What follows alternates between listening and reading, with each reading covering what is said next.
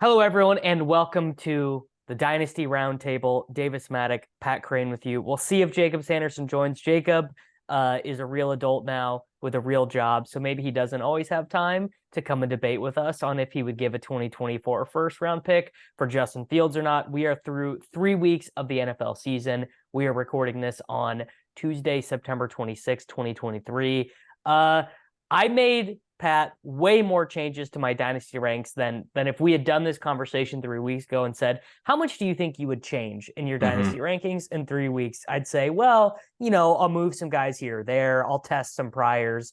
I was, and I actually found this to be true in my own leagues as well, in terms of like making trades. Like I've already seen some pretty dramatic stuff. Obviously, a part of that is injuries to two guys that we really liked. One guy we really liked in J.K. Dobbins, and then one guy who the community really liked in Nick Chubb, but also the quarterbacks. I mean, I feel like the first 3 weeks we have learned a shit ton about a lot of these young quarterbacks, and obviously in Superflex tight end premium, that's going to be a big thing. Yeah, for sure. I think this is like kind of the hardest part of doing dynasty rankings is the in-season part of it. Because in the off-season, I feel like I know, first of all, you have like established ADP that you can work off of as like there's a lot of market point. There's a lot of exactly. The market is sort of established, and then you can apply principles on top of the market and gain an advantage. But here, like, I think you're kind of being asked to be more of the market. Like you kind of need to sort of stand. You need to take. Well, you have to be the market maker right now. You have to be right? the market maker. That's what I mean. Yeah, because you have to decipher, what's noise, what's signal here from, to use Ben Gretch's stealing signals terms. But it's like that's what we're trying to do. But for Dynasty, which is even harder because like if we're way off, like if Puka is a flash in the pan, it's going to hurt way more in Dynasty than any other format, because there's people that are taking a stand like, oh, this guy's for real, and he might be for real, and they could be a steal.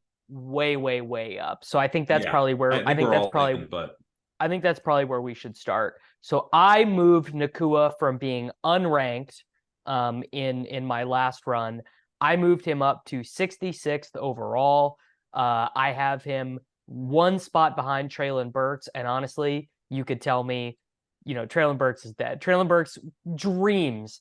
Does Treylon Burks have as many targets in his career as Puka Nacua does have in these 3 games? Like, honestly, that's a good question. I literally don't even know. So I have him ahead of Christian Kirk, Hollywood Brown, Chris Godwin, Amari Cooper, DJ Moore, Terry McLaurin. I have Keenan Allen very low in these rankings because he's old, and because I do think so much of this short-term spike that we're seeing is as a result of Austin Eckler not being in the lineup. Obviously, he did, as you and I are recording this, just have 18 catches for 215 yards and a 50-yard passing touchdown. So it seems kind of insane to have him worth like the 204 next season or whatever in rookie drafts. But which is the hard part of what we're doing, because we're still having to apply some heuristics to this conversation that we're having. Yeah, I still have Keenan. I have him one spot ahead of Puka, actually. Just because I think and this is the difficult thing, right? Like Keenan, I think, is now set up for a massive season.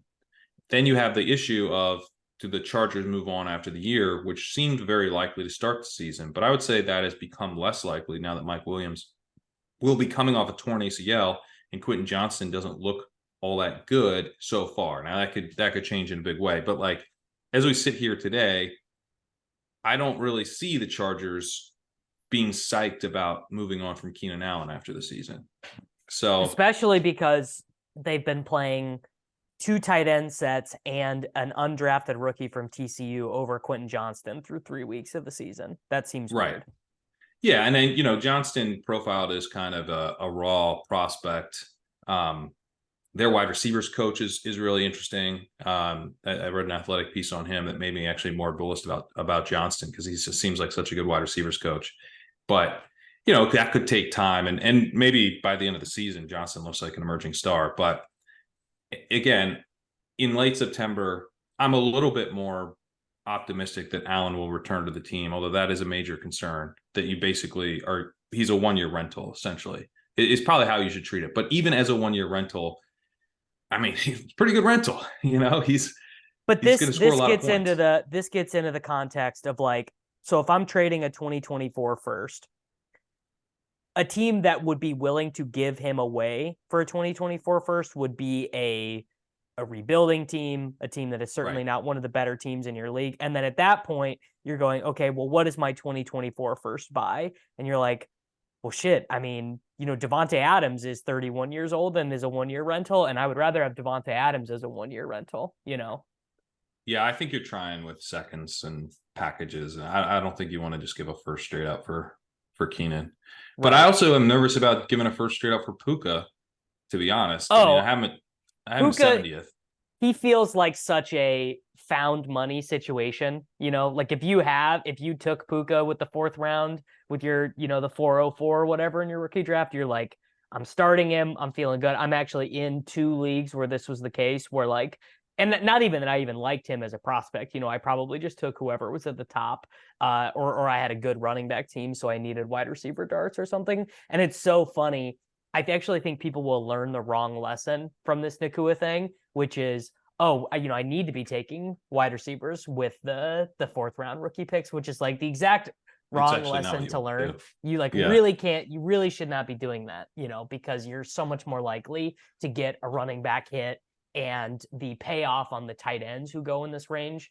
Brenton Strange for the Jaguars, who did not make my list, but like, he's out there playing snaps for the Jaguars right now and might be their plan as soon as next season at tight end or whatever. And then that turns into a huge hit. And I mean, we are having this all-time terrible season at tight end for fantasy football. This is where I ultimately landed on Puka. There was enough signal retroactively in his prospect profile because of the targets per route run stuff and the weirdness of COVID intersecting with his season. He only got to play 3 games as a sophomore. So I'm actually not holding it against him so much that he didn't declare as a junior the way you need to do with wide receiver prospects. And, he had some injuries while he was in college. Like, there's enough signal that he was hurt at the combine, they mentioned on the broadcast last night. And he was slow. He led college football in targets per route run his final season at BYU. It's pretty good, right? Pretty good to lead college football in that stuff. Sort of like a Marvin Mimsy style prospect in the sense that the raw stuff maybe doesn't look that good, but if you do a little bit of digging, he looks really, really good. And then, the other thing is Cooper Kupp. Like, we've heard a lot of weird stuff about this hamstring injury. It's very weird to go on the short-term IR for a thing. This is ultimately where I landed, which is that Atwell is staying exactly in his role. He's going to stay in that role. He'll probably get a contract extension with the Rams. Kupp will come back and play his role. And then Van Jefferson snaps are I think actually going to go to 0. Van's done. Yeah, Van is done. Van is completely done. So there's enough meat on the bone for Kupp to get his targets. Nacua probably loses a little bit of that raw target volume, but obviously has all this upside of Cooper Kupp never comes back. He re-aggravates this hamstring injury. Like, he's got all kinds of this upside. I guess where you struggle is, okay, like, what happens with this Rams thing? What do they do? Is Stetson Bennett their quarterback next year? Does Sean McVay actually retire? That is where you start to get into the questions. But then you have questions like that with everybody. Right. Yeah. And I think with Puka, if he's like awesome, we don't care that much about those questions. Like, it's the difference of him if he's awesome being like one of the most valuable players in the entire league versus him being a highly coveted player. Like, again, this assumes he's awesome. But I think the Kupp thing, even for this year, is maybe a bigger deal than most people. Again, I have him 70th, but I think I'm the lowest of the 3 of us. And I just think he's 67 for me. Okay. Yeah. I think Jacob's quite a bit higher. Let me see. And Jacob's at 45, so he's in. He's all the way in. I already realized I did something wrong here. I am way too low on Sam Laporta. I need to move Laporta up like another 30 spots, actually, after looking at this. I mean, the whole point of these pods to me is to move my rankings as we do them. The rankings aren't done until we pod. With Puka and Kupp, like I think Kupp comes back, right? The Rams they're what, 1-2, so they're not having this amazing season, but they also don't look like the type of team that's throwing. They're not as dead as we thought they were going to be, which is maybe the biggest signal. Yeah. Yeah. So Kupp's going to be back when he's back, and look who's here. All right. We got Jakob.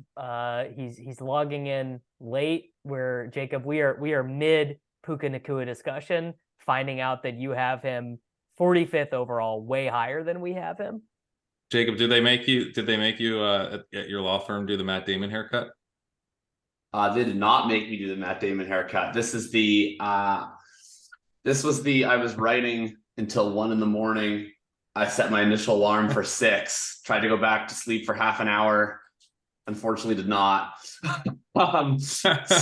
this is a very naturally occurring haircut.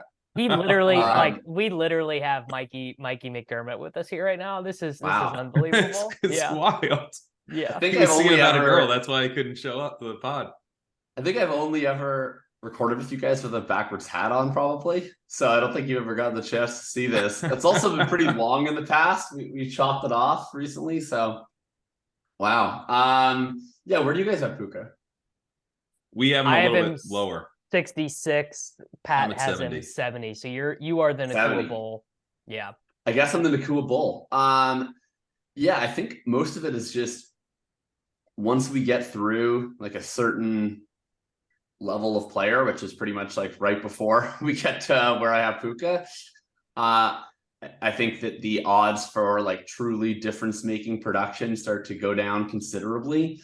And while Puka's floor is like really, really tiny, I think that probably the odds of, a guy who's just going to score like 18 plus points per game for a given season, I feel probably more bullish about it being the guy who just came out and earned a gazillion targets right from the jump. So I guess I'm the Puka Bull. I think that he's already shown enough, frankly, where like barring like, I don't know, like barring going full Fulgham, like if he just kind of has like a mediocre rest of the season. God. Like, he's like going to be worth a 2 regardless next offseason, right? Like I think he's shown enough to me that I don't think the floor is like completely going to drop out, right? Like Romeo Doubs had a really cool preseason, was mostly shitty all season, and he was still worth a 2nd-round pick. So I think people sometimes overemphasize like how much the floor is 0.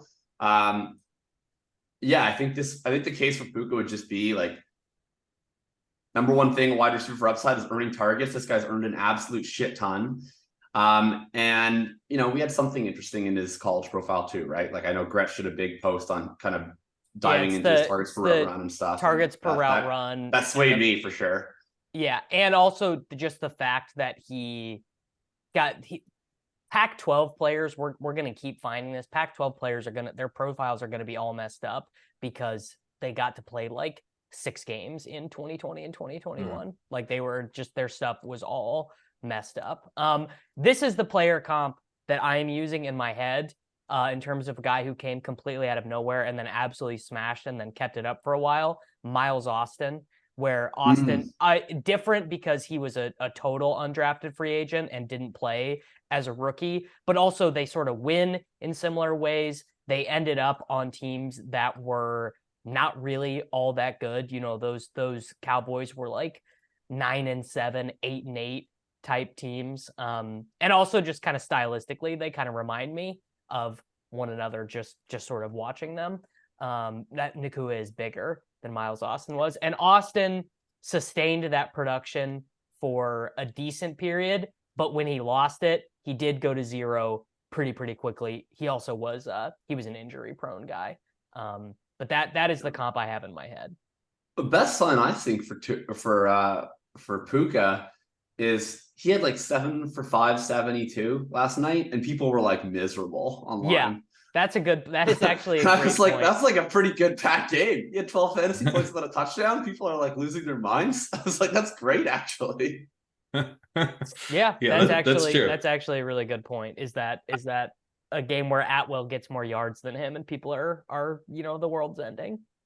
I do think that, I guess I'm just more bullish on what the rest of Cooper Kupp season looks like than I think the general market. I'm not sure exactly when we'll be back, but I was telling Davis, like the Rams look competitive.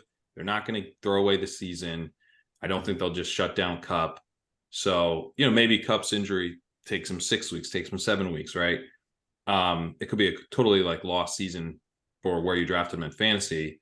But for the purposes of, Nacua's outlook, I still think Kupp could come back and really impact Nacua in a negative way and make us feel like, okay, you did a good job filling in, especially if he kind of tails off a bit and then Kupp comes back. And if he has 4 for 40 next week and still doesn't have a touchdown when Kupp comes back, that's where I could see that happening. Now we're talking about 2 big games in week 2, a decent stretch, and then Kupp comes back and it's very intermittent.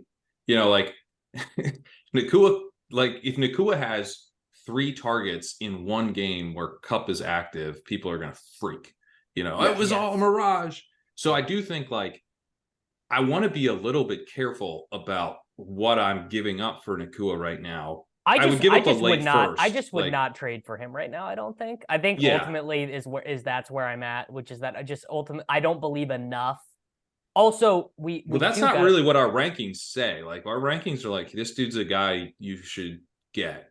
So something that would hold me back, and I guess people do say this every single year, so maybe I just need to listen to myself, but the 2024 class is actually like, 3 of these guys are going to be in the top 15 dynasty rankings next year. Drake May. Isn't that good though at the range of trading for Puka? Because like no one's trading a top 6 first. Well, I guess maybe some people are, but we're not. I'm not even trading a top 6 first for Puka. I have him rated as like a late first.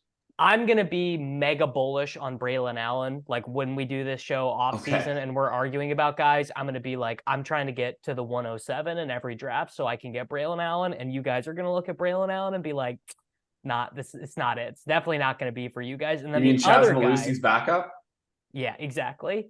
The other guy is Malik Neighbors for LSU, who is just like every week has like 180 yards and 3 touchdowns, and I think is going to be really strong at the combine. And he's sort of like a late riser. Then we have some University of Texas guys, Worthy and Ewers. I think Ewers is going to get drafted fairly high. There's a couple Oregon wide, like basically I'm prepared to be higher than the market on like the 108 through 205 range in the 2024 class. And that is playing into my analysis of what pick I would give up.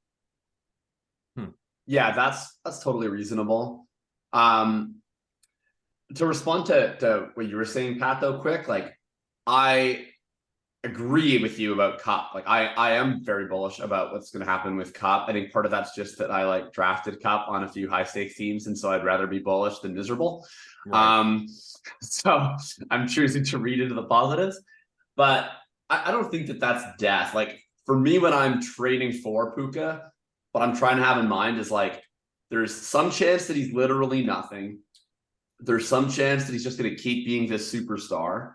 But like what I'm trying to have in mind is like, what would I trade for a 22-year-old Robert Woods? Like if he can just be like, if he can be Bob Woods from like the Goff era into like maybe the very start of the Stafford era before he tears his ACL, like, what would I take for that? And to me, like that's like Woods was like what? He was kind of between wide receiver 12 to wide receiver 18 for a lot of that range. I know he had like top 12 finishes, but in points per game, he was usually a high-end wide receiver too. Like if you got that out of Jordan Addison in his career, you're pretty stoked, I think. So I feel probably a little bit more excited about it with Puka. And then kind of the fun of it is just, I guess I'm really bought into this McVay system where I don't know if Puka is elite, but I think he has the traits that McVay needs to like run his offense through him. And if McVay is like going to stick around for a while, I think that that's probably even the guy that I'm more attached to than Stafford. Like even if Stafford is gone, like I feel like as long as McVay is there, then that would be then he would be a player. Although he might retire when Stafford does, and yeah. But maybe now that he has Puka, he feels like he's full of life again. Did you guys I It's mean true. this is very inside baseball, but last night the Los Angeles Rams ran the most hilariously concentrated offense I have ever seen. They played 3 wide receivers over 87% of the snaps. Ben Skowronek got 12 snaps. Demarcus Robinson got 1.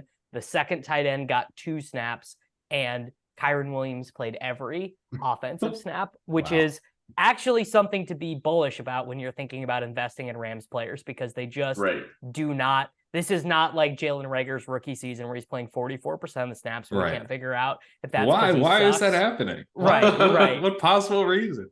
Right, exactly. But it's like, Can someone message Andy Reid to consider this plan? Well, I think what Andy Reid is doing for fantasy is very annoying, but I think it's pretty GTO because they're just trying to figure out if any of these guys can play at all. And I don't even remember what I did. I agree. I just don't Rice. care about the well-being of the Chiefs, so I prefer him to figure it out faster. Okay. I'm gonna lead us with a nuclear take here on. Go ahead. I want to finish up the Puka thing because the guy that I want to bring up as a potential comparison is Terry McLaurin, who was a third round pick, but was drafted in fantasy drafts quite low. There was not much enthusiasm for him coming into the league. We just had a bunch of Ohio State wide receiver busts is totally why. Yeah. And he whereas, was not. Whereas now, if you go his production profile was ass. His ass, yeah. It was. And he had like a weird peripheral stat thing. I think he led the nation in yards per target.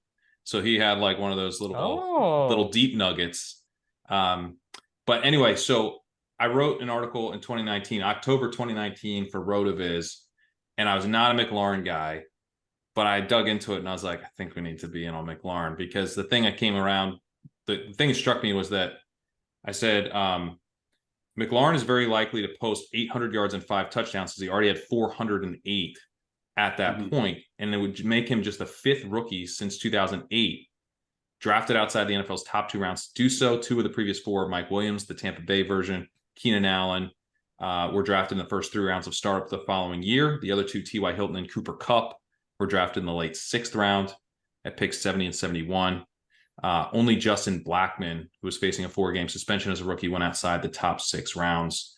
So basically, I was like, it doesn't even once you get to a certain level of production, it's going to lead to value. Like everything's going to wash away from our minds. All the context is going to be removed from our minds. And we'll be like, this dude put up 800 yards and 5 touchdowns, or roughly, right, as a rookie.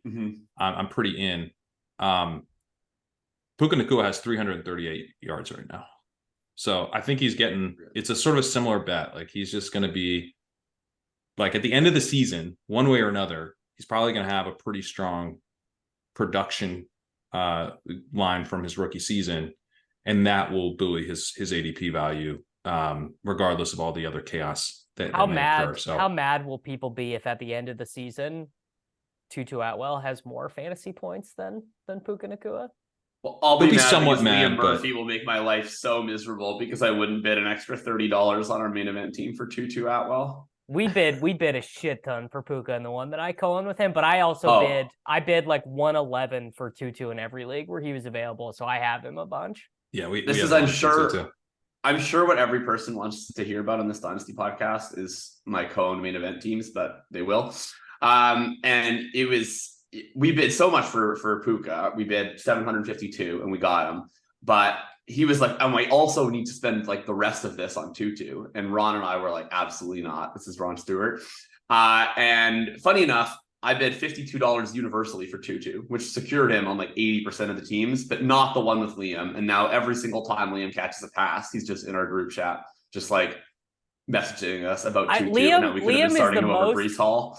Like Liam has like infinite amount of time to chirp his co-owners, because literally the second anything happens related to our main event team, he is in the thread with me and Kyle being like, I can't believe you motherfuckers. Like literally he would like monitor my drafts to see where I was taking Luke Musgrave. And if I ever took Luke Musgrave on a team, he'd be like, oh, you like him more than Hunter Henry. Oh, interesting. And now of course he's having to eat the Hunter Henry shit because Hunter Henry's like tight end 3 in fantasy. Liam's doing it right, because like when I first got obsessed with fantasy, this is like how, it was chirping at people. It was just like the joy of like, now I'm like, I barely have enough time to manage the stuff that I'm in. There's dynasty leagues that I'm not managing well at all. Like there's, I have to prioritize stuff. Liam's just and living. it's like, I think he he's doesn't just living, have man. 17 dynasty teams like we do. Right. Yeah, So, yeah. so I wish that's I have also... 17 dynasty teams. Speaking of my 17 dynasty teams in air quotes, have you guys done any Puka trades? No, Okay. I have him. I have him in 2. Okay. I took him. The last thing here is that what would you need to move him? Because that's always the thing, right? I've done 2 Puka trades. Let's hear it. One going out. I mean, the thing, basically, anytime there's a player like this with a high variance value, my idea is you just want to be in trades because you can just kind of arbitrage it. Like you can just probably trade them for a lot and you can like trade a little less for them. And if your portfolio stays the same, but you just like add an extra second round pick here, get an extra second round pick there, like you're just kind of coming out ahead and taking advantage of the wide gap in value. So I did, I traded Puka away for a 24-1 that's like, could be kind of mid, like maybe it'll be 4-5, maybe it'll be 6-7, and a 26-2. And then I moved 4 Puka. The overall deal was Watson, a late 24-1, my own 25-1 on a pretty high value team, so hopefully late, for Lawrence, Puka, and a third. We had basically already had the Watson, a late 1, and Lawrence in play. So I considered it basically my 25-1 for Puka and a 24 third. I think 2024 first is fair. I would probably accept that in any league where I had him. Again, I need to be extra 2. Take like a mid 2024 first. I would take in exchange for giving Puka. He offers me that right away, and I was like, I need the extra 2. And if you said no, I would have like been in a state of crisis for the rest of the day. Right. And I wouldn't have been able to decide. I was really grateful that he just said, yes, please. Frankly, I probably should have asked for 2 2s. Like he might have given me 2 1s. Like I'm actually not sure in hindsight. He was very excited. But yeah, it would be on the edge, the mid 24-1. I think yes. Like I think the answer is just yes, you take it. But because you're not giving that, right? No, I'm not giving that. Yeah. No, you're not giving it. You might want to take it. All right. Yeah. I'm ready. I'm ready to drop a nuclear take here, which is that it's over for Justin Fields. I'm out of the Justin Fields business. I do not have him in any leagues. In fact, I sold him for the 101 in a league. So to get Bijan Robinson. Nice. If I had Justin Fields, I would shop him around a little bit to try and find a believer. I wouldn't just take. You don't trade him now. I have him. I lost a trade where I gave Trey Lance to get Justin Fields. And the reason I lost that trade is because I had to include picks to do so. And I would just rather have Lance in the picks now. So, but I don't think you trade him. So I'm in that position. I'm just holding, man, because he will run at some point this season. And he is electric. Will he run away from Chicago? I guess what I'm saying hopefully, is that man. This is why I think it will be a dead, sort of a dead cat bounce, which is that he is going to enter quarterback hell. He is going to enter Carson Wentz zone where he becomes, okay, do we want to structure our whole offense around what this guy can do? He's got to be with the right coach. Like they're not picking up his option. This is not like it's over. It is over for him in Chicago. It's not happening. No, it's not because he's in his 3rd season, isn't he? Yeah. I mean, would he even start for them next year? Like, are they already looking to get out from underneath? I mean, I could see him starting next year if they somehow win enough games where Caleb and Drake May aren't an option for them, and they're like, do we want to like trade up? And Shadur Sanders. There's going to be 4 quarterbacks who are projected as 1st-round picks. I think. Yeah. Every year there's 4 or 5 quarterbacks that are projected as 1st-round picks at this time of year. And then usually like someone gets Jimmy Clausen and someone gets Will Levis and like, right. That would be Ewers this year, I think. Will Levis was like maybe 3rd in PFF's rankings at this time last year. And I think it's all right before the draft. So but I'm not going to say like those guys aren't or whatever. I just, my take on it is like Williams and May are legitimately going top 5, and then there might be a third or a fourth or a fifth other guy that goes in the first round, but I just don't think that it's assured at this point. And like I don't, even when Mel Kiper's like it's a lock, it's like, yeah, well, Will Levis was like minus 10,000 to be the 4th overall pick for about 5 minutes last year. That didn't happen. So I think it's possible, but they would need to be out of the Williams May range. It also might even just not be possible, right? Like if he's just this bad the whole year, they might be like, we're going to trade that's up, what I'm saying. or I just we're going to just like sign a veteran, or we're going to do literally anything else but you. I think all those things are possible. I also think it's pretty possible that someone else would just give him a shot. Like maybe they don't, but I just could see several teams without quarterbacks. Like I don't know, like the Falcons, for instance, right? Falcons, they're not going to be picking very high. They're going to win enough games. But Desmond Ridder obviously stinks, and Arthur Smith is like going to look for new ways to torture us with Kyle Pitts, and like Justin Fields seems like a great way to torture us even further. So like, why wouldn't they just go and get him and run the ball, 55 times per game? Yeah, like, we said that with Lance, we said that with Tannehill. Like I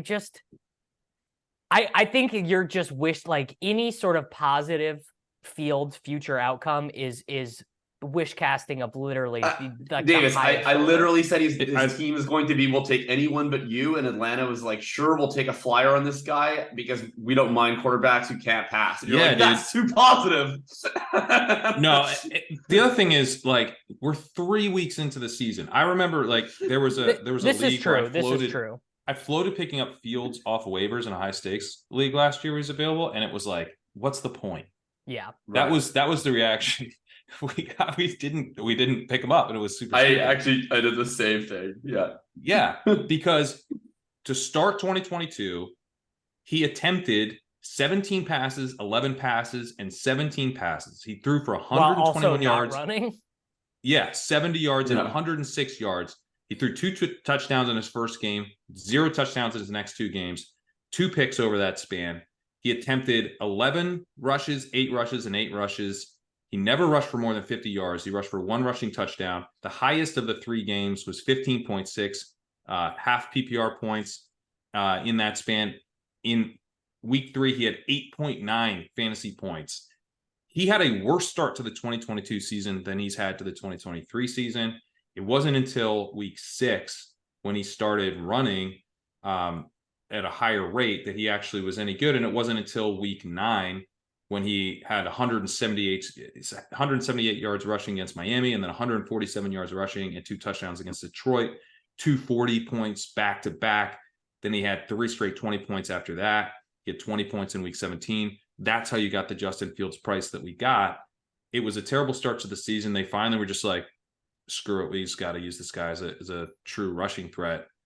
I think they get there again. I really do. I don't think that he has a long-term future in Chicago. He's some version of sort of a rental in that sense. But I guess the larger question, though, is does he have a long-term future as an NFL quarterback? Like, I'm at the point where I don't think he really does. So I think maybe not.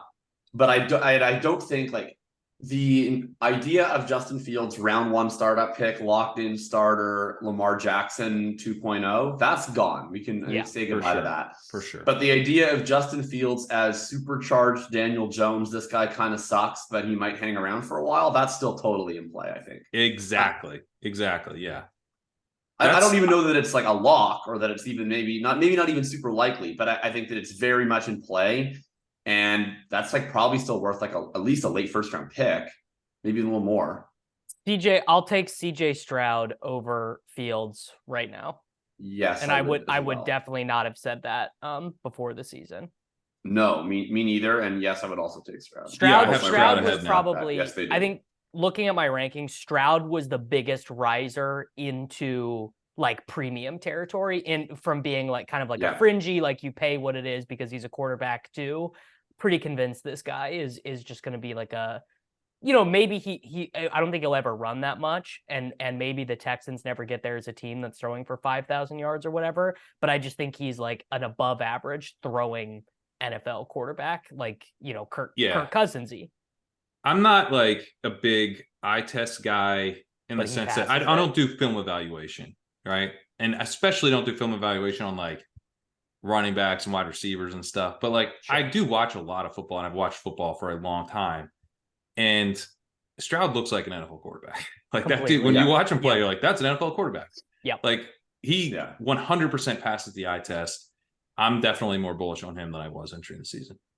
Totally. Like, my buddy was trying to trade for Stroud off the team, and I was like, oh, I'm going to keep him. He's like, oh, like, do you like him that much more? He's like, what? Have you been like grinding him or whatever? Like, you been like running the film? And I was like, no, like they played the Colts this week, so I just like watched the whole game. And I was like, this guy's pretty sick. Yeah. Yeah. No, we won that game, Davis, but he looks sick. Like people have Mandela affected that we won because Stroud was so impressive. Another correlated riser here. I moved Tank Dell like way up too. Yeah, and that gave me no pleasure because that was like frankly, it just like annoys me when like wide receivers who are free all of a sudden become legitimately valued dynasty assets. And I have some Puka, so that annoyed me less because I was benefiting from it, but I have like one share of Tank Dell maybe. So it annoyed me egregiously, but I also moved him up.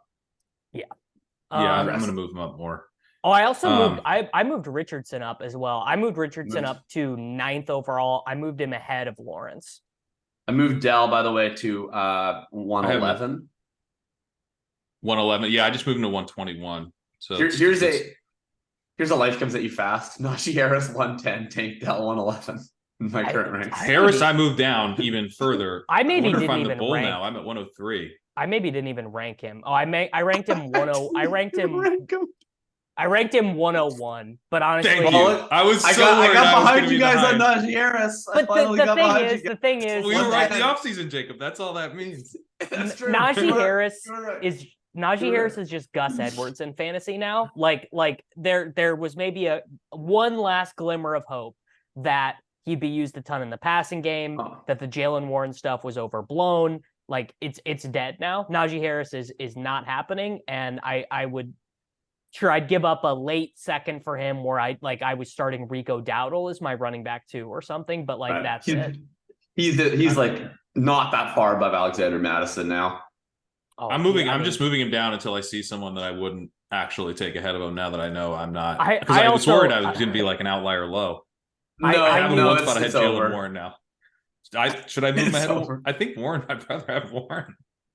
Some guys That's actually a good point. Some guys I left unranked. Cam Akers, left him completely unranked. I also left Mike Williams unranked, which like I don't maybe you can piddle with that. But it's like, I did my update before his ACL was torn, so I just didn't move him out enough after. But yeah, he's like basically unrankable. He's like worth a late third probably. It's like okay, like what are you hoping for with him? It's like I don't know, maybe he becomes Michael Gallup. You know, it's like it just is not. It's not. I have him at 125, which maybe is a little too high. I should move him down a little bit, but you know he's about to turn 29, so yeah, it'll be 30 coming off an ACL tear. And he's been hurt like his entire life. Like I swear, his entire career is just like him going off to the blue tent to get checked. I left Smith. But I would rather have him than Romeo Doubs or something. Like I would because he comes back in a year at the end of next year. You know, he looks. I don't think I ranked. I don't think I would because like Romeo Doubs had 12 targets this week. He's gonna have some game that he like looks decent, and then you can like text somebody and be like, "Do you want Romeo Doubs?" But like Mike Williams isn't gonna have a game that he looks decent. That's true. Mike Williams is a guy you're like, but I occasionally did the best version I did with this was Calvin Ridley, where I was just like, I will take Calvin Ridley. Yes. Yeah. And I will sit on him for a year. Now, Calvin Ridley is much younger and he wasn't coming off an injury. So it's much more likely to work out. But I will take sometimes the free Mike Williams. Mike Williams is no longer the player pool. And I go, I think he is. And then I'll take him and yeah, I'd rather do that unironically with Chubb or with Dobbins. Like I'd rather give a fourth for Dobbins right now Chubb and Dobbins and just stick them for 2 years. Well, Dobbins, I actually feel I didn't rank Dobbins. Yeah, I mean, his career's probably over. It's probably. So I've been actually trading for Dobbins because I think it's like just like a total free roll, like not trading anything of value. But I've moved like late thirds for him. I've moved Rondale Moore for him, who I don't care about. Like I think it's just. Oh, I moved Rondale up. Oh. I'm now buying into one. All my short Running king back, takes baby. are literally right. Like literally every short king take I had is right already. You are running so It's hot true. on short kings. So Yeah. now I'm like what? I'm gonna forsake the Tank original short Downs. king. I'm like the original short king. Like no, we gotta bring the original short king He's back coming in. because He's this mentoring all the other short kings. well, this coaching How staff tall is finally Puka? Is Puka a understands. short king? No, I he's think big. Puka's a medium-sized king. He's like medium six. He's like 6'1". But All right, Rondale, I mean Rondale. This is like you know, Pat, you and I play in these leagues that are super deep rosters, 30-man, you know, best ball or whatever. Rondale, obviously, in like an FFPC format, just like leave him on the waivers, whatever. He doesn't matter. But he's actually pretty attractive in these deep roster best ball ones because he is going to be active every week, and you will literally never be able to predict when he scores a touchdown. He will be like one of the most unpredictable guys in the NFL. But I want him in that format now. For sure. Yeah, I play almost no Dynasty best ball. It's like 3 of my quote unquote 17 leagues. If I played more Dynasty best ball, I'd probably have. You're kind of missing out. It's actually a I know that I'm super missing fun. out. It's a lot of fun. Better format. I know it's better. Like I'm in enough to know that it's better. I'm just not enough that I don't have to spend like an hour setting lineups every Sunday morning. When it just super rewards the thing that I think we all really like, which is like this guy who no one else wants. I'm gonna stick him at the bottom of my roster, like your Tutu Atwell's. Like I've held on to Tutu Atwell in these leagues for 3 years, and now it's finally. It also rewards depth. It rewards youth. You know, it rewards kind of hitting on 3rd round rookie picks is big. Like going from a total 0 as your 28th guy to a guy who scores 110 points or whatever. Actually, I don't even know if it's better. I think it's just different. I definitely like it. It's like it does seem to me like a fundamentally different game. It is, and it's like a fundamentally different game that is like not actually discussed that much in content, which is interesting. So like we should probably. It is interesting because it's like I think it's most common among nerds, like industry like leagues. Yes. Yeah. Right. So I wonder because I tend to think that I like my favorite leagues are either those super deep best ball leagues where all the roster spots actually matter, or shallow leagues, not FFPC shallow leagues, which I think are basically keeper leagues, but like around like 20, 22 roster spots. Because that's really shallow. Wow. Okay. Yeah. I like those types of leagues a lot. Well, FFPC you cut down to 14 in the offseason. So that's not a dynasty league. Yeah. But you if even around 2022, you will find stuff on the waiver wire. So it's a more stud heavy league, but there's also like there's kind of this natural, it feels more like a high stakes league basically. So I like that. I like kind of the ultra shallow non FFPC or the deep best ball. Yeah. I agree. All right, let's go through some of the guys we are buying on, like risers that we actually don't think are rising too high. I got a couple here. Tutu and Wandale would probably be my number one biggest guy. Like if you can get Wandale for a 3rd right now, I would say, I mean, I have sent that out in all my leagues. Like the fact that he came back from the ACL so quickly and then got 5 targets on 9 routes in his very first game after tearing his ACL less than 10 months ago. It's again, like everything that we sort of think. Achane, I might give a first for Achane. I really might. Like the player style, offensive coordinator, quarterback fit. It's perfect. It is literally, you could not imagine a more perfect confluence of those things. I was going to bring him up because I ended up being the highest on Achane. I did my ranking update. That's because I did my rankings before Sunday. Yeah, that's what it is that I did them after Sunday and maybe you guys did it. But I ended up at 68 on Achane. That's 1 spot or 2 spots where I ended up being ahead of Puka. I have him ahead of Puka. Achane over Puka for sure, I think. Yeah. Okay. I'm definitely Puka over Achane. What? Yeah, I'm Achane over Puka. Achane is Tony Pollard, man. Yeah, this dude is absolutely. Yes, I've been saying this for 3 years, but what? We're doing over 1 game with a 40% snap share. Okay, who gives a shit what his snap share was? Yeah, I don't care. It could be 20%. This guy, like he Oh, I hate this. He is it. I'm getting bullied out of a take on my favorite player. This is miserable. Raheem Mostert is ahead of him. Raheem Mostert is 31 years old. Yeah. Jeff Wilson has some mysterious injury that they won't even say that he might keep him out for the whole season. Jeff Wilson Jr. is done. Jeff Wilson's done. He only matters if one of the other guys gets hurt. It's over. Right. Salvin Ahmed was I believe a healthy scratch this past week. No, he was injured. He was dinged up. He was injured. Okay. Chris Brooks is the only other guy like on the depth chart. Super doesn't matter. Yeah. Super doesn't matter. He was drafted in the 3rd round specifically because of his speed. He had the type of profile where he was like a traditional running back in college. He wasn't just this, like rotational dude. He does not look to me like he's 188 pounds out there. No, like he looks like a legit NFL running back. His first touchdown, he broke 3 tackles.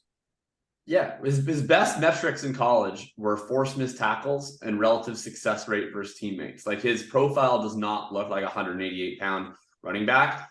My comp for him outside of Jamal Charles was a poodle who's barking at a bear because he doesn't know how small he is. And then the bear is like, I think you're bigger than me, and goes away. Like that's how Devon Hayden Winks is punching. Sorry, Devon right Achane. Devon Achane. Dude, I mean, he looks. It's a little Chris Johnson-y to me. Yeah, it's a little Chris Johnson. I actually think Chris Johnson is the better comp than Charles, just because I'm gonna push back on any Jamal Charles comp ever. Yeah, but Chris Johnson feels very fair. And it's a stylistic comp for me. Tua is the favorite to win MVP right now. Now, I don't think that holds up, but they just put up 70 points against the Broncos. Maybe that's making me a little over enthusiastic, but like the offensive environment, Mike McDaniel is an amazing coach. He's got a quarterback who is more than competent to run the offense. He's got Tyreek, and Waddle wasn't even in the game where they scored 70. They're not even at full strength, and they put up 70 on the Broncos. I mean, it's wild. They were playing undrafted free agent Julian Hill as their starting tight end ahead of who I'll be adding on FFPC everywhere this week. Oh, big time. Yes. Yeah, big time. Climbing up on Julian Hill. Achane is like, an emerging, again, he was a 3rd round pick. He's drafted specifically for the speed. I think he's going to end up being the starter by the end of the season, most likely. Even if he's not, he's going to enter next year as the starter. I'm gonna throw one out to you guys.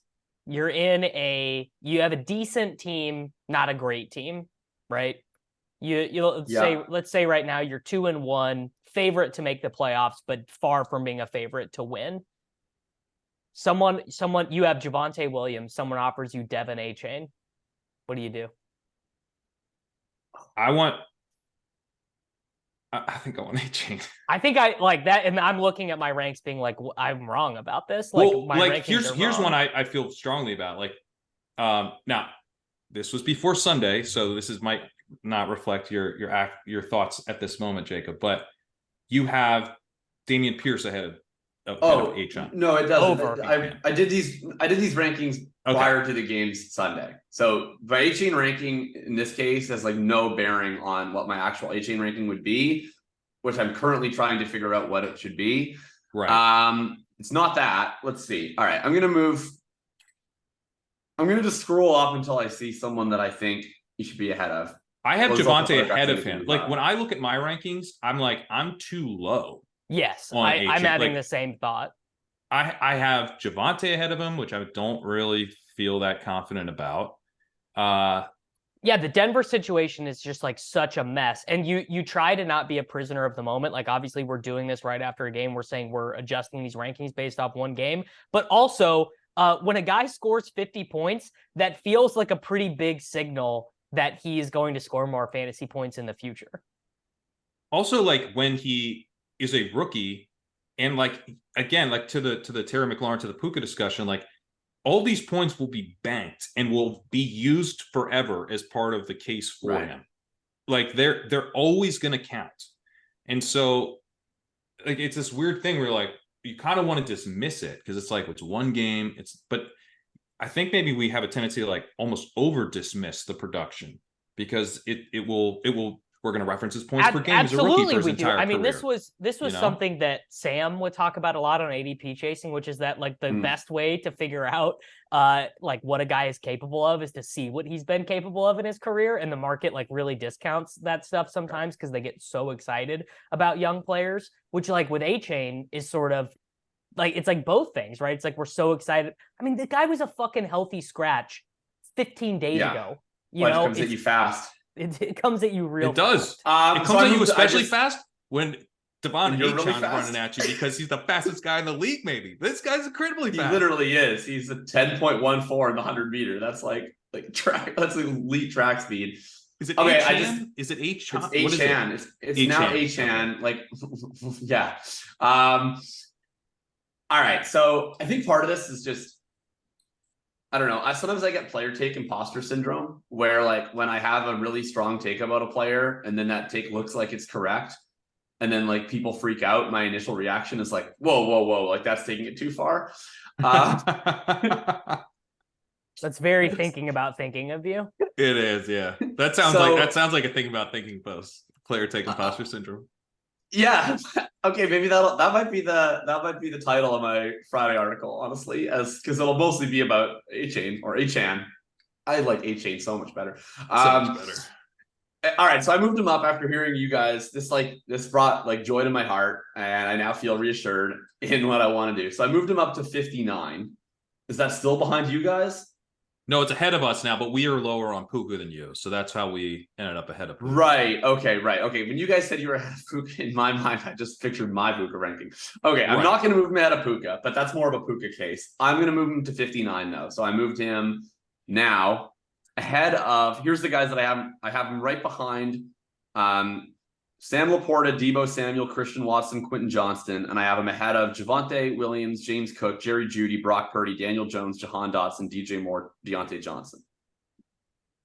Yeah, like I ended up feeling so I sometimes in my ranking, this is like inside baseball and the ranking stuff, but I'll sometimes hit a wall and I'm like, I can't raise him above like I didn't want to raise him ahead of Purdy, but I actually think it just means I need to move Purdy up. Because Achane's also too low. So, like, I think I'd rather, I don't know. Yeah, that's where you have him seems about right. But when I'll have to keep tinkering with it because I did this 2 seconds ago. But this is now we're in the range. We're in the range. We're in the range for sure. Yeah. Now I feel too low on him. It was an unreal performance. I was looking through the rush yards over expected data for this week's column, and they only have it split up by week for 2020. 2021 and 2022, you can't see it, or sorry, 2021 and 2022, you can't see it by week on 2020, but he is the only player in this year or either of the last 2 years to amass over 100 rush yards over expectation in a given game. Pretty good. Wow. That is who are some other guys that as you were going through, you were just like, this guy's completely dead, like to the range that you just would not have him in almost any format. Well, let's talk Nick Chubb, who I think you guys had as a player like that, and I didn't, but I think, again, this might be because I did mine after the news that he just tore his MCL. I had him super low. I moved him to 150 right after Tyler Algier, which is just, I mean, the teams that you are acquiring Chubb are so obvious. You're acquiring Chubb on teams that are tanking, like whatever, give a pick for him. But in the formats that we're talking about, sort of these shallower, your starting lineup's really important, your roster spots are really important. Like not only is he a zero this year, obviously, but like a fairly decent chance of not being 100% to start. See, that's the part I think I'm in. Well, that's what I've changed. That's what I've changed my mind on. My ranking does reflect that because, again, I did these just before we got seemingly a shit ton of information this week. Tough day to be a couple days early on the rankings update. Didn't think it would make that big of a difference. Anyway, Nick Chubb. So I have him at 160, but that was with the expectation that he did tear his ACL. Knowing that he now did not, I think I would move him to. I'm looking at 134, which is like right behind Jaylen Warren and Jacoby Myers and ahead of like Will Levis and Michael Thomas. And that's probably, I think, where I'm going. I have him at 101. Oh wow. Which is maybe aggressive, but like, dude was Nick Chubb before he tore his MCL, and apparently it's just the MCL. Sure. So maybe we all saw the hit and it looked more severe than that. Maybe there's cartilage or something that they're not talking about. Maybe this is an injury that's going to really cost him a lot of 2024. But right now, with the information that we do have, you would expect that he would be 100% for 2024.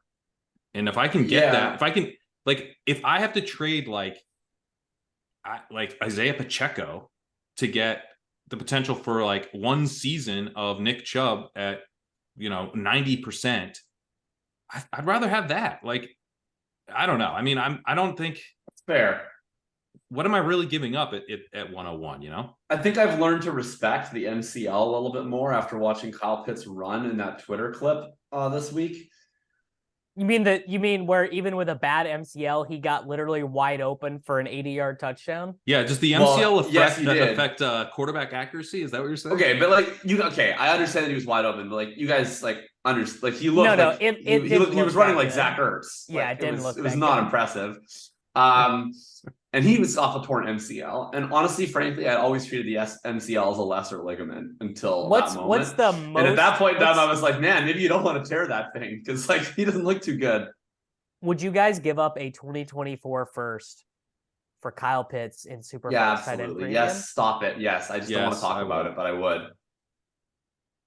Yes. When do we put him in the Evan Ingram bin? At what stage? No, we're not. When his peripherals suck. Evan Ingram's peripherals sucked over his last couple of years with the New York Giants. He was like 15% of the air yards and like 16% of the targets. If that's ever Kyle Pitts, then I will eat the shit and I'll move him way the fuck down. But for as long as he's still racking up the prayer yards and he still has a reasonable target share, this is also his first 2 weeks playing off a significant injury. Like, I get that, like, just being the guy being like Kyle Pitts is fine is an exhausting bit to have. Yeah, it's and it's not enjoyable. Jacob, all of your friends don't want to hang out with you anymore. Nobody like trusts your advice anymore. But like, I'm still gonna do it. Like, I'm going to do it. He still has this incredible profile. If you just try to focus on the peripheral fundamentals, it's still so much better than what his actual production is. And I still think, given the position that he plays, this is a really, really strong bet to, at one point in time, have a season that is extremely meaningful in fantasy football and has extremely meaningful in dynasty football. And you're going to want to be overexposed. Until then, you're just like going to enjoy life less. And if someone is like, I want to enjoy life more, and part of the way that I do that is trading Kyle Pitts away, I'm like, that's like, it's cheaper than therapy. So I understand, but I'd rather keep him. Yeah, generally, like, I tend to think that, you want to be one of these guys who everyone is available for trade and, all my guys are available for a price. But like, I had a guy, I want to say maybe in 2019, I was inquiring about Mark Andrews, and that was in his second season. And he was just basically like, go away. Yeah. Like, you will not be getting Andrews. Leave me alone. Andrews didn't really break out. He didn't really break out in that season. He didn't really break out. He actually kind of had a disappointing 2020. In 2021 is when we got the Mark Andrews breakout. That was the year he had the 1,360 yards, the year you kind of needed to have him to advance in best ball to the championship round. I think the whole game with tight ends is just like hanging on to that guy who you think can be that next, second guy behind Kelsey, or maybe, 2-year second guy behind Andrews or whatever. And you're just praying that he actually is that guy. Pitts is still flashing the peripherals of someone who can be that guy. And I think maybe we have to wait another 2 years for him to actually be that guy. But like, if he ends up being one of those clear top 2 tight ends drafted, in the first couple rounds of redraft leagues, and he gets there by like 25 years old or 26 years old, he's going to then hold that down for like potentially 4 or 5 years. It's just such a smash in these tight end premium leagues that I think it's going to be like worth all the pain to get there. But I think it's going to be a painful journey. Like, I really do. Like, I think Ritter sucks. I don't know what they have to do to get another quarterback, because they're not terrible enough. I think Arthur Smith is a disaster. I'm not sure he's on the hot seat really. No. He's not. So yeah, so like I don't see the light at the end of the tunnel here. I mean, this is like pretty early on in Shawshank right now. Like, we are like the light. I don't even think we have the the sisters under control. Like, things are bad, but I think we get there. I mean, the biggest light at the end of the tunnel would be that Ryan Tannehill might be the Falcons quarterback next year, because that's not light at the end of have you watched Ryan Tannehill this year? No, Tannehill's done. Oh, he's brother, done. this guy stinks. I'm telling you, that's the light. That's the light I see. The light I see. Fields. That's not the light. Fields will uncork a deep shot at least. It won't be anywhere close, but he will. No, Ryan Tannehill. Ryan Tannehill, like there's a lot of quarterback injuries right now, and you can use those quarterback injuries to sell Ryan Tannehill starting quarterback for really any second round pick in any year, and possibly an early third in 2024. Like, Crane traded. He has entered the Matt Ryan zone. Like, his arm cannot throw the football any longer. It's done. It's over. Crane traded me a 2025 third round pick, or I traded Crane a 2025 third round pick for the services of Ryan Tannehill, and I feel like Crane got one over on me. I did. I won that. I picked up Josh. I traded 2 first round picks for Fields, so don't cry too hard. I picked up Josh Dobbs in every league that I'm in, and the tally of players that Josh Dobbs's points have counted over: Mac Jones, Kenny Pickett, Trevor Lawrence, Dak Prescott. Like the Josh That's Dobbs why is keeping my teams afloat. Dynasty best ball giveth and it taketh away. Like you just mentioned with the Josh Dobbs thing, like the most disgusting thing was I have a 2 tight end best ball team, Dynasty best ball with 2 tight ends. And 2 of my first, I think 5 picks were Kyle Pitts and Pat Freiermuth. And you're using in the first Zach week of the season. Points? And in the first week of the season, I used Noah Gray and Colby Parkinson. Yep. Oof. Yep. Didn't feel good. Where we're at. Yeah. Didn't feel good. I have a team that is absolute trash, and it keeps winning every week because I'm like, I guess I have to start Zach Moss. You know, I have to all these dudes who've been like on this trash roster for years. Like, I'm pretty sure I drafted Zach Moss, and he's just been sitting on this stupid roster. And I'm like undefeated in this league because all the trash is treasure now. Zach Moss thing is causing me personal turmoil because I wrote some not very kind things about Zach Moss in the offseason, and I guess I have to apologize. I thought that I was familiar with your game, Zach Moss, but I guess that I wasn't. It turns out that you were not. But at the same time, he saved the Colts season, so I'm pretty grateful for Zach Moss. Deion Jackson getting steamed up to running back 59 the last week of BBM, only to be ceremoniously released after week 1 is like he had the worst running back performance of all time. Like if Zach Moss, running backs may or may not matter, quote unquote, but if Zach Moss was the Colts starter in week 1, this team is 3-0. Yeah, I think you're probably right. That's crazy. All right, let's. So let's where get are you out on here. Richardson? Hi. I just want to hear the Colts. Well, I'm in love. First of all, I have him at 11, but I really have him at 10 because I had done this rank where I had Lawrence 1 slot ahead of him. And then I was part of a 3-way trade negotiation, and someone was like, I was originally getting Richardson when I proposed it, kind of thinking he would cost less than Lawrence. And then the other person in the trade was like, I want Richardson instead of Lawrence. Would you still take it with Lawrence? And I was like, nah, I need a little more.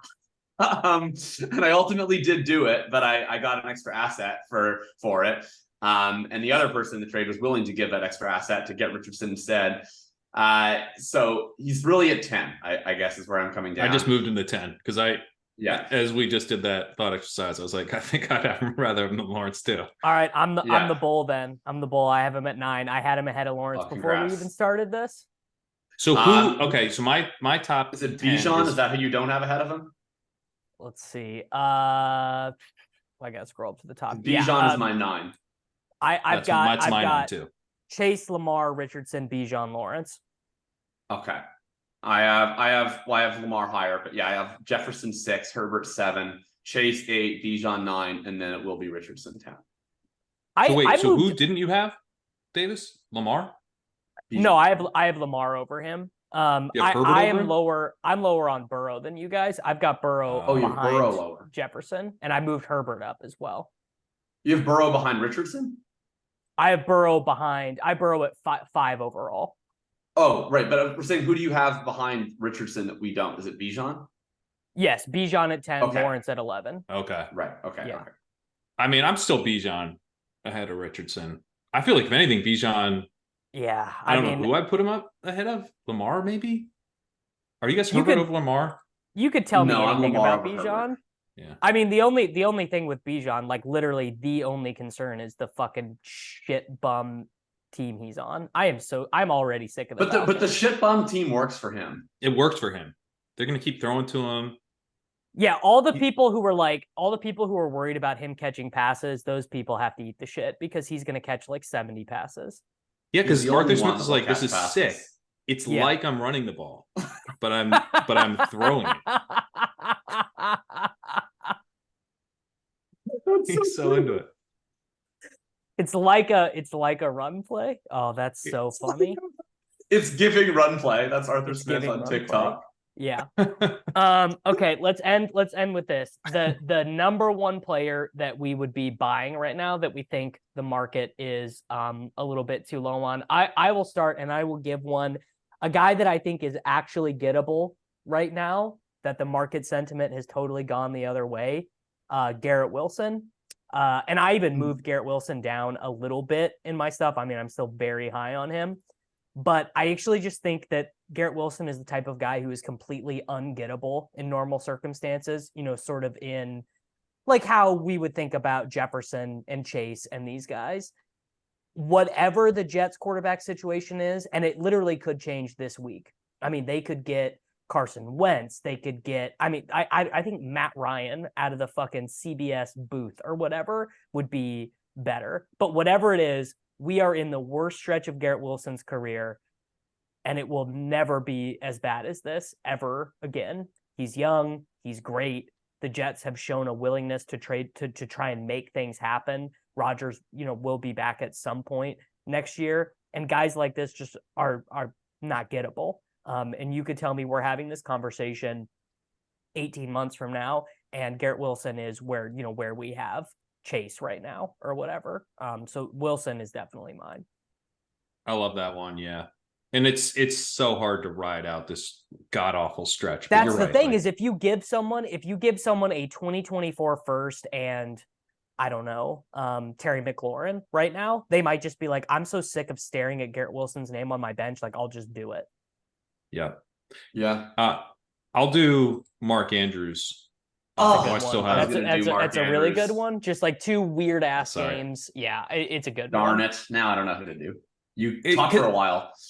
All right. Well, and I'd be curious to get your thoughts on why you're going to go with him too. But he's coming off a quad injury, and we were dealing with this new offense. So it's like, I was not particularly worried about how he was going to fit into the new offense, but he's fitting in quite well. He's getting, targeted at still a high rate. He's got 24% targets per out run in week 2. He was at 15% last week, only 17% target share. So last week wasn't quite as bullish as week 2 was for him in his first game in the system, but he's running routes at an elite rate still. I think he's still clearly the focal point of the offense. Lamar ran again last week, but he's been throwing more this season. I think like everything we thought about Andrews remains the case. Like he's still one of these clear number one options in an offense. I think it's an offense that will be more voluminous than it has in some of the previous seasons in which Andrews has crushed. And Lamar signed long-term. Like, it's all good. It's all bullish, but he hasn't done anything yet. And so people are just going to be disappointed by that and feeling like, God damn, I wish I was getting more out of this guy. So generally with this type of player, like Davis just talked about with Wilson, like the buying opportunity is not that he'll be cheaper. It's that he will be available. It's just that someone will literally accept the offer instead of telling you to fuck off. Exactly. That fair market like an offer that is fair by, whatever calculator or whatever, right? A fair market value. Right. Normally for guys like Andrews, that is a fuck right on off type of response. Yes. Right. You have to overpay. There's a tax to even begin negotiations. And I think that tax is now no longer going to be in play. So you have a chance to just get Andrews for what he's actually worth, which is pretty amazing for a tight end who's still in his prime. Yeah. I think you nailed it. I don't need to add anything. Glad you took it. It's a great case. I'm going to homer take this one. Look, before all the holdup stuff came back, there were a lot of concerns about what Jonathan Taylor's season would look like. Was this O-line actually going to be good again, or was it total trash? Was Anthony Richardson going to be conducive to leading to a legitimate running back scoring season? Was a great point. Going to score any points? And then a bunch of really crazy stuff happened that gave us a whole list of new Jonathan Taylor related concerns. But in the meantime, all of the old concerns have been resolved. Zach fucking Moss has been a 20-point per game running back since returning to the lineup. This offensive line is kicking absolute ass. Anthony Richardson looks like a legitimate NFL quarterback. Shane Steichen is running a really effective offense. They're playing at a high pace. And if they're willing to give Zach Moss 100% of the snaps, I don't see any reason why they're going to be pulling Jonathan Taylor off the field for any sort of third down back if he comes back into the fold. Because Zach Moss is that good. They got to get some touches for Zach Moss in space, buddy. So, look, I have no read on like the Jim Irsay of it all. It is entirely possible that Taylor comes back, stubs his toe, and then sits out for the entire rest of the season. But what I do now feel confident about is that if Taylor does come back and plays the rest of the season, he is going to kick absolute ass in fantasy football. And you are buying a legitimate high upside proposition. Worst case scenario is the season gets lost for silly reasons, and then he's probably somewhere else next year. But I think that the upside case on Taylor is now as appealing as the downside case. And you probably, if you are buying Taylor, this is probably the week. If you're buying Taylor and it works out, you basically have to do it now. The only other way you get a lower price on Taylor is if it doesn't work out. Like if he comes back and it's like, oh, my ankle. And to be clear, I actually I would buy the shit out of Jonathan Taylor if it just seems like he's being stubborn and like, oh, he might lose a year of service. Then I'm deploying because then you're just once the downside has already happened, you're going to be some people are just going to get frustrated and just not want him on their team anymore. Yes. And so he may become even more of a buy at that point. But personally, right now, the vibes on the team are good. Yeah. By all accounts, Taylor's going to be back off. He's already able to pass his physical. By all accounts, he'll be off the PUP list and playing week 5. I think the biggest risk is him getting re-injured and then sitting. But I do think this is an opportunity to buy in on a player. Worst case scenario, I think you take a value hit in the short term, but that value probably does come back eventually because he is eventually going to play football games again and rise. So my guy to go buy is Jonathan Taylor, who will be leading us to an AFC South championship this season. Your bull case on the Colts, I think, makes the ridiculous trade requests that Chris Ballard was asked for, include Jalen Waddle and stuff. I think that makes the overall case slightly more bullish, or at least it's sort of, because Ballard's nuts and Irsay's nuts, that definitely creates a low floor. But if we're now excited about him being on the Colts, the fact that there's no way that they're going to get a trade done because they're asking for things that are insane is potentially good if Taylor is willing to play for the Colts, right? If he's willing to play for them, he's going to be there. And all of a sudden, that looks kind of fun. So I feel a lot better about the situation than I did right before the season. Right before the season, I was like, is he not going to play football this year? And it seems like it's trending towards him actually returning. Yeah, to me, it's what happens after the return that I still have no idea about. But I think it's worth finding out. His keep trade cut value, which I'm sure is a perfect encapsulation of his value in every single one of your leagues, is currently in the mid 4th. I am ranked considerably higher in the mid 4th. I think we've gotten the answer to basically all of the questions that aren't contract holdout injury related. I think the other nice thing too is a backdrop to all of this bonanza in the offseason was, well, the organization doesn't really care if he doesn't play this year because they're going to suck. And Taylor probably doesn't care if he plays this year because they're going to suck. But like, I think that the calculus kind of on all sides, it's a little bit different if they're good.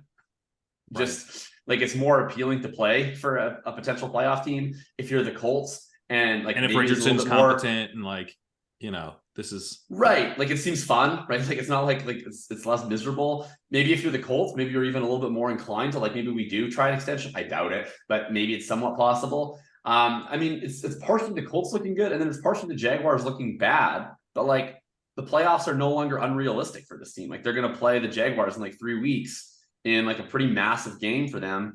I just think things are looking up on this environment where it's no longer this kind of like Bears-esque clown show. It's now like Jim Irsay's still a clown, but the team is going in the right direction in spite of him. He's a clown, but they drafted Josh Downs, so they saved the whole operation.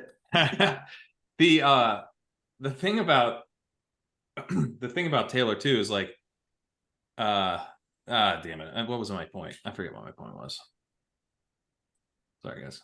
I mean, I guess like it comes back to is this guy available? And Taylor used to be, for me, he was the sort of guy who you would just not get, who would just not be available. And now he is for sure available. Like, you send a 2024 first for him right now, you're getting him, I would think, in a lot of spots. I remember my point. So Ballard seemed to be insisting that basically Taylor was like jumping the line on the contract negotiation, which wasn't really true because they tended to negotiate at this point with guys who they give extensions to, right? I believe that, right. That to not kind of start the negotiation with them was kind of a slight on the Colts' part. But I think basically my read on it was like Ballard was annoyed because he wanted to just like have Taylor sit there patiently while they figured out if Richardson was any good. And then they could talk about maybe negotiating with the running back. Richardson looking good is, and it seems sometimes with like the Lamar situation. Remember, like Lamar in the offseason, there's no way he's going to sign with Baltimore. This thing's deteriorated. It's over. And then he signs with Baltimore. Like, I think these contract situations, they can go like pretty far towards this. There's no way these two parties will ever work together again. And then they end up signing something. Like, I actually am maybe starting to become optimistic that they just like sign Taylor to something. Probably not like next week or the week after, but he plays for them and then ends up signing a deal after the season, something like that. Well, that's what the Colts have apparently always planned for, which is like that they were like, Taylor was hurt, he was injured, this team is in flux. Let's see if he's back to 2021 Taylor, and then we'll sign him, which I totally get. If you're Taylor, it's like, yes, you want to make sure that all of your downside is entirely priced out while I put all of my downside on the line, and then you would like to make a decision. Like, I could see how that's attractive for you and really shitty for me. So like, I'm totally on his side of this, but that was the plan. Like, it definitely was never the line from Colts like reporters, not just Ballard propaganda, but like the people that are covering the team, has never been like the Colts have no interest in Jonathan Taylor playing for them, not on a rookie contract. It's always been like they are very interested. They just don't want to extend and then have him not look fully returned from this injury, or this offense is just a mess. They don't want to invest in the running back, like all of those things. So I mean, at the end of the day, like, I think money can put a lot of hurt feelings to the side for a few years. And if he does come back and has a good year and they offer him a bunch of money after the season, then maybe people don't forgive, but they certainly move on and play football. Yeah, I mean, he's going to have to like go over to Irsay's house and look at his stupid guitars and hear his dumb stories, but like, and that's going to be rough, but they'll pay him enough to deal with that. Yeah, it's true.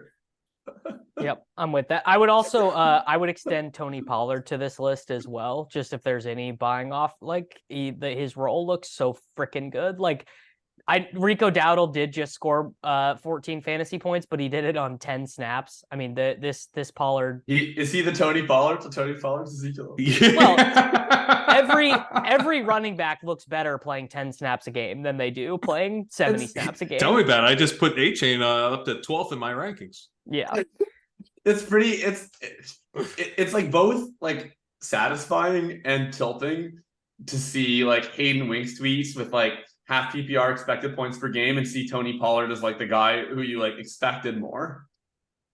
Yeah, I mean, I've never experienced this side of Tony Pollard before. Right. Yeah. The Zeke haters are going to get their due when Tony Pollard. He's in his Zeke era right now. Well, Pollard's going to score 315 PPR points, but he's going to have like 417 expected or something. Like it's going to be one of those spots. Remember the last stage of the Zeke Cope was that he was just taking all the hard touches that were like low expected values somehow because they were up the middle or whatever, and Pollard got to do all the fun stuff. And well, they were correct. Maybe they were onto something a little. But the thing is Pollard is also like he's not had like a Pollard 60-yard touchdown yet, and no, like I don't really see anything from his running style that's like he looks worse or he looks different or maybe the explosive plays cut down a little bit because he's focused more on success rate or whatever, like he doesn't want to mess up.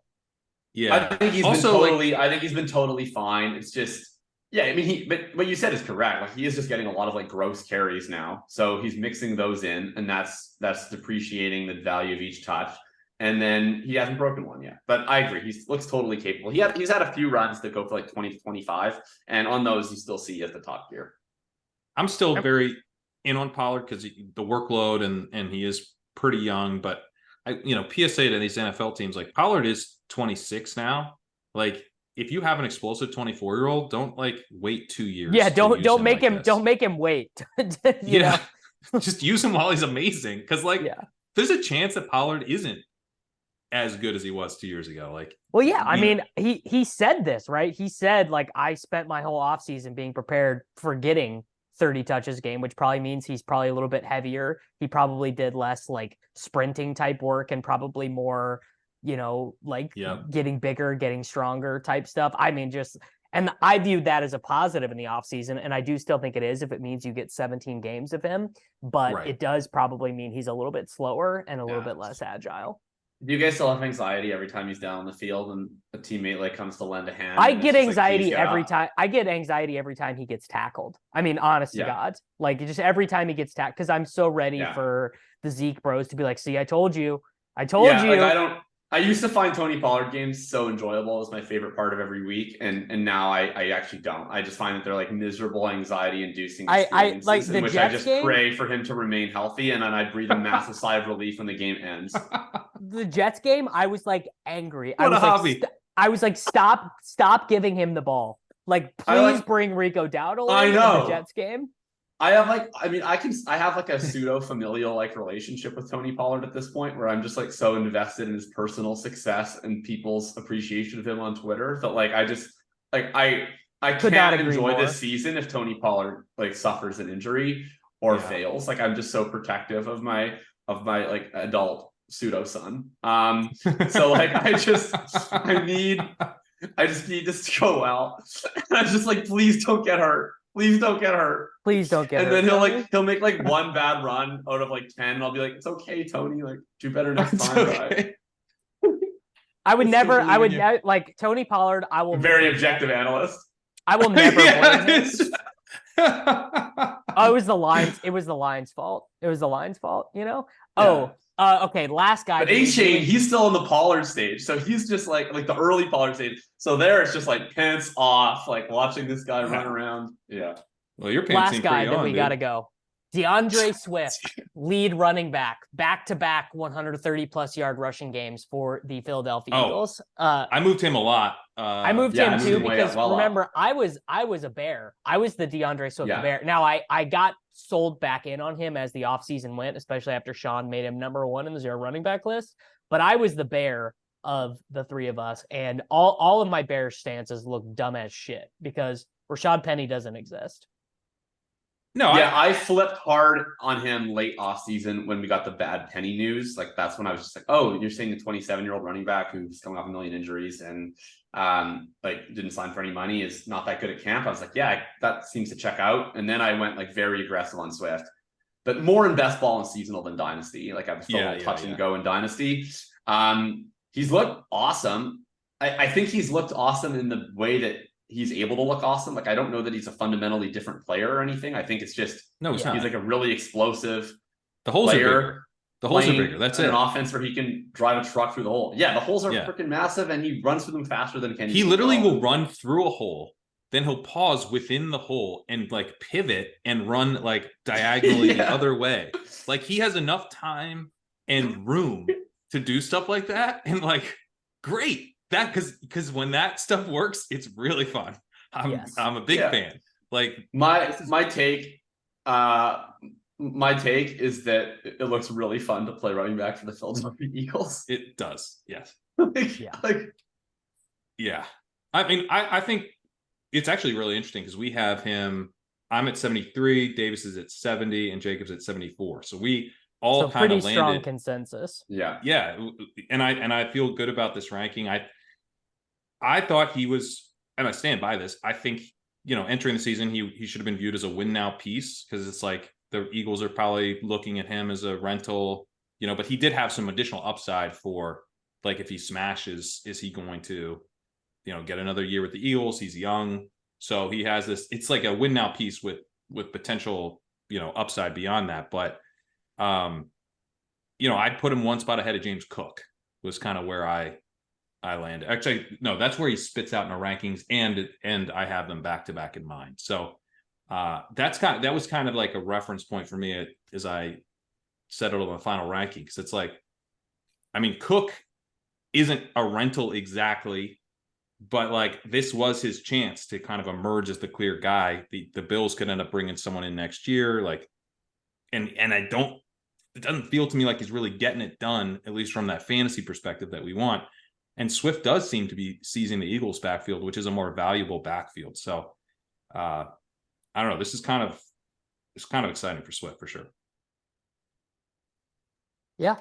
I mean, it's hard for me to come up with exactly the situation where I would trade for him, because trading for these are like the worst trades to make, like running backs with like out a certain multi-year future. But I guess it is just one of those things where it's like, I think those are points that are available and gettable. So if you need some running back points, like, maybe just do it, Like, I got plenty of teams where, my plan at running back 2 is like Isaiah Pacheco or whatever, and he ain't getting the points that are needed. All right, let's get out of here. We kept the people long enough here. Jacob, tell the people Thinking About Thinking, and then Crane, tell the people what you have going on at Legendary Upside. Yeah, you can find all my written work, Thinking About Thinking. I just wrote the Hitchhiker's Guide for this week. Came out, I don't know, it was supposed to auto email out, so I think like 2 hours ago, probably while I was sleeping in.